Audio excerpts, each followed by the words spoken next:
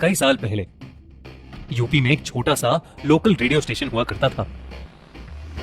उस radio station के office का लोकेशन हाल ही में बदला था।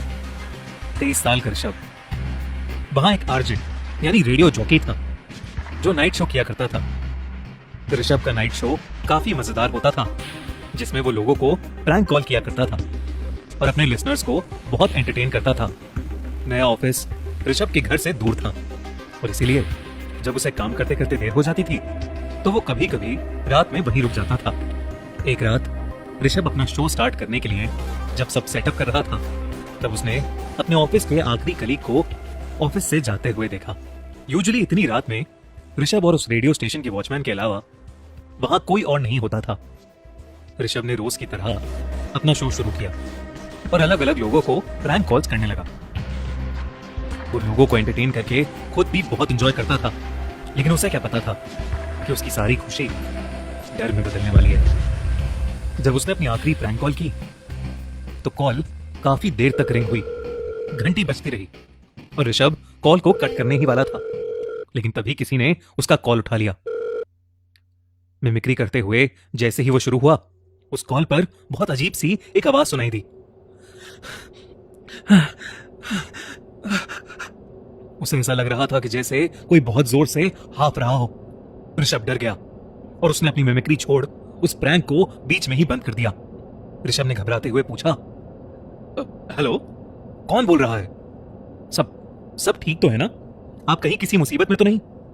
उसके सवाल पूछते ही अचानक से वो हाफने की आवाज बंद हो गई और 2 पल की खामोशी के बाद कॉल की दूसरी तरफ से उसे एक भयानक सी आवाज में बस एक नाम सुनाई दिया, ऋषभ।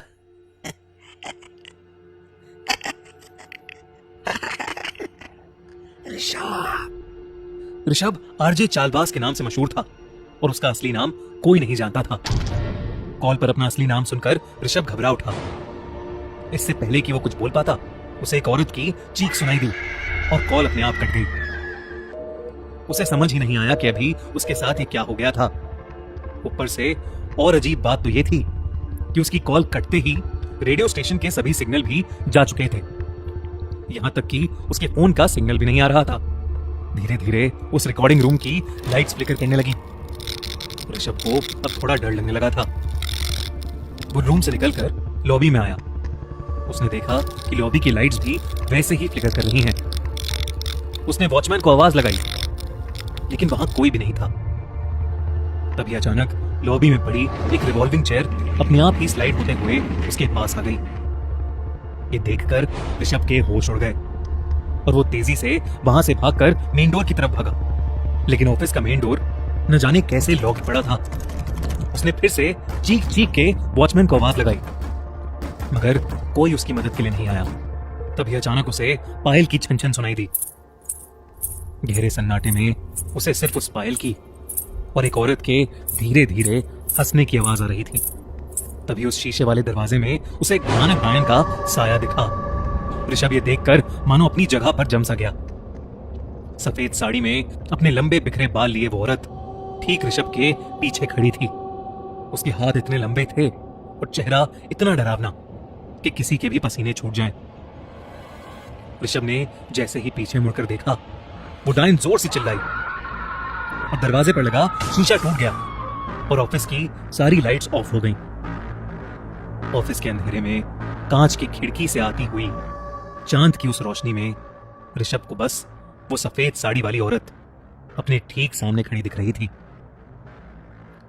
ऋषभ ने डर के मारे अपनी आंखें बंद कर ली और वहीं बैठ गया और भगवान का नाम जपने लगा।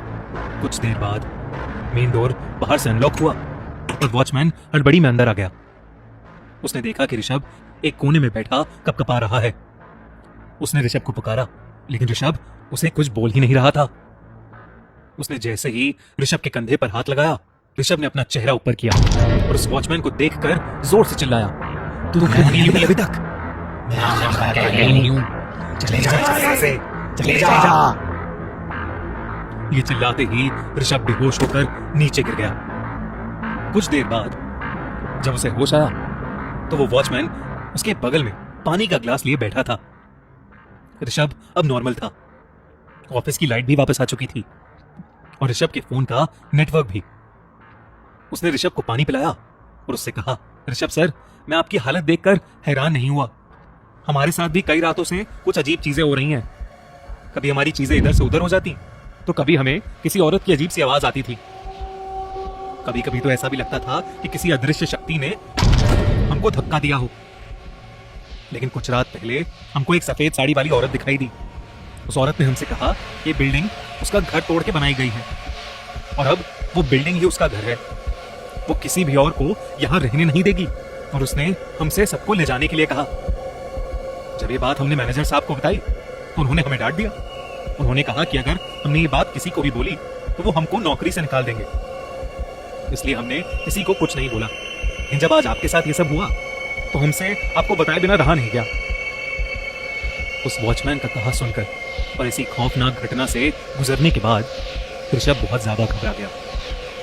उस रात के बाद उसने अपनी नौकरी छोड़ दी और फिर कभी उस बिल्डिंग के पास भी नहीं भटका।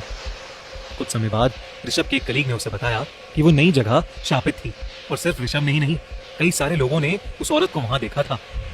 मगर ऑफिस फिर से तब तक चेंज नहीं किया गया जब तक खुद मैनेजर को वो औरत नहीं दिखी। ऋषभ आरजे की नौकरी तो अभी भी कर रहा है, लेकिन वो कभी भी रात को ड्यूटी करने के लिए राजी नहीं होता।